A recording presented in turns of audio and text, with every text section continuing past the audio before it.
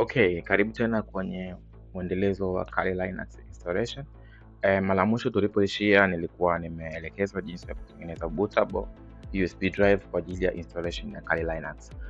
Sasa leo tutaendelea katika hatua nyingine inayofuata ambayo ndio kufanya installation katika kompyuta yako.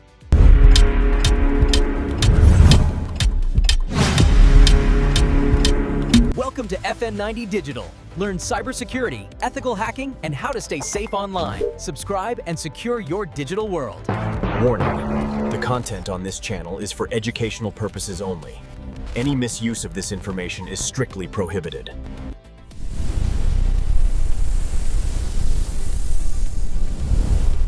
Kompyuta yako either iwe unatumia Visual Machine au unafanya installation direct kwenye kompyuta yako, system yako, that's okay. Kufanya installation kwenye Visual Machine, download Visual Machine kwenye Windows yako, install, alafu utarani ile disk image ambayo tutakuwa download kwenye kipindi kilichopita. Ila kama install pia kwenye kompyuta yako au kwenye system yako machine, utahitajika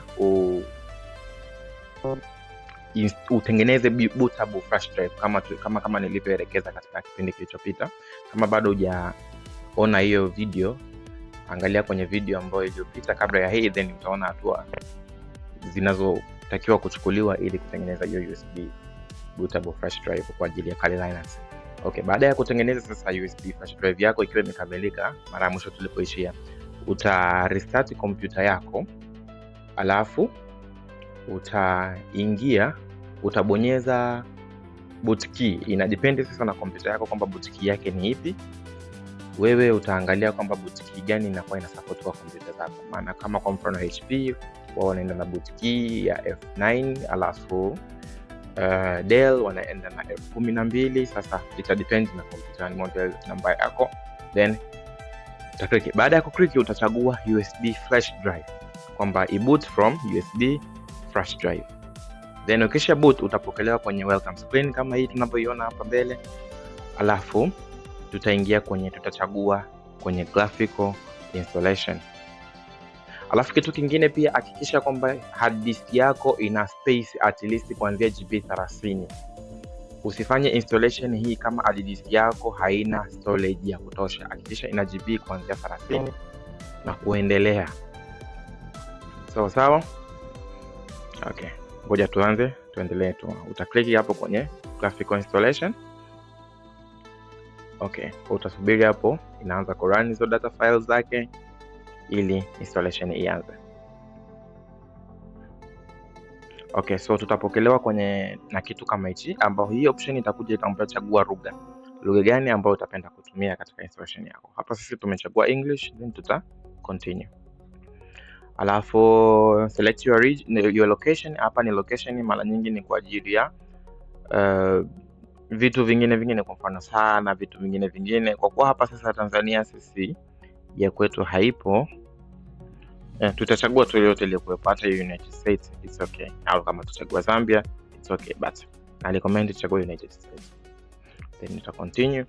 Alafu hapa tutachagua keyboard layout. Keyboard layout ni ile jinsi gani keys zitakavyokuwa zina respond katika keyboard yako. It means kama utachagua American English, it means itakuwa layout katika mfumo wa American English. Navyo suggest tumia American English, ndio keyboard ambazo mara nyingi tunatumia kwenye kompyuta zetu. Inataka continue. Itafanya confirmation ya keyboard yako hapo, ita detect hardwares na ku read files kwenye media file yako ambayo utakuwa umeichomeka. Okay, tutasubiri hapo imalize ku load, then tutaendelea.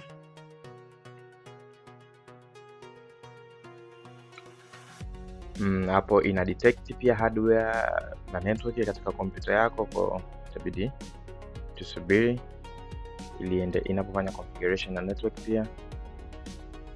Hapa hutakiwa kugusa chochote, unasubiri.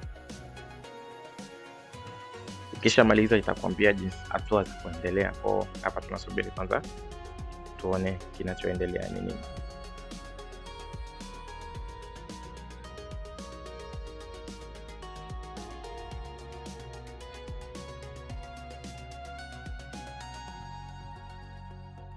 Okay, so imeshafanya configuration za network, imeshafanya configuration za network card. Kwa wengine kama utakuwa haijakupa configuration, haijaenda moja kwa moja, it means kama utakuwa haujakuwa connected either na Ethernet ama Wi-Fi, itakupa option ya kuchagua pale. Kuna option kwenye ile, ikifika ile hatua kuna sehemu itakwambia pale chagua network internet gani ili ambayo utakayoitumia katika kuendeleza na katika installation. Utachagua Wi-Fi yako ambayo unaitumia katika eneo lako la kazi ama ni kama nyumbani. Utaingiza password yako then utaconnect. Ukisha connect yenyewe itaendelea. Kama tuchague sasa network name au host name kwa ajili ya mashine yetu. Kama mashine yetu tuitaje. Kwa hapa sisi ya kwetu tutaita tu labda. Unaweza kama utapenda kuacha jina hilo lokali ama kama utapenda kuandika jina lingine unaweza kuandika lolote. Labda tuseme FN90.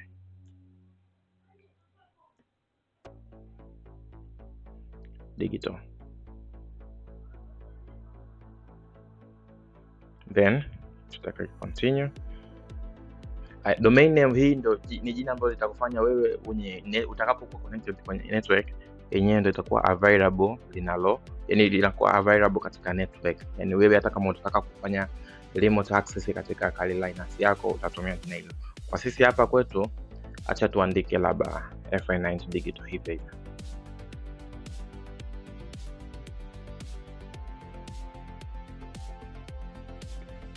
Unaweza kutumia .net.com, .org and something like that. Lakini sisi tungependa kuacha tu hivi na continue.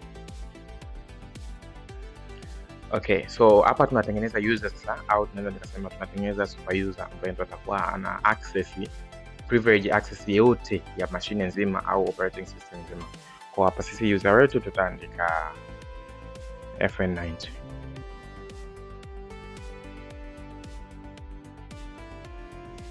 Huyo ndo atakuwa super user wetu. Alafu username kwa ajili ya account ndio itakuwa hiyo FN90 Digital. Hapa tutatengeneza password ili tukiwa tunaingia katika hiyo super user, hiyo password ndio itatumika kwa ajili ya kufanya confirmation kwamba yeye ni super user kweli na kukupa access kwenye system. Kwa hapa password tutaandika tu yoyote. Kwa mfano wewe unaweza kuandika password yoyote unayotaka, lakini hakikisha password yako ni very secure ili mtu asiweze kupata access kwenye system yako kwa urahisi. Mimi nitaandika tu password rahisi 123. Na hapa nitarudia tena password yangu 123. Alafu then nita continue. Hapo itajaribu kufanya configuration ya clock na kuendelea. Kwa tutasubiri kidogo.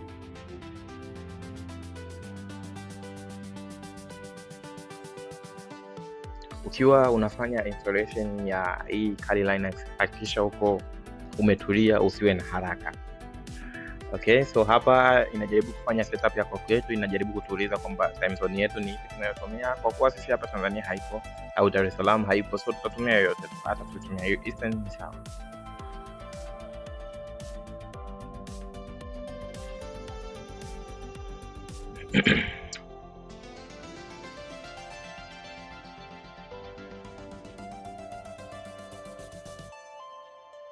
Okay, sasa hapa ni installation media yetu inajaribu kuread partitions zetu ambazo tuko nazo katika kompyuta yetu.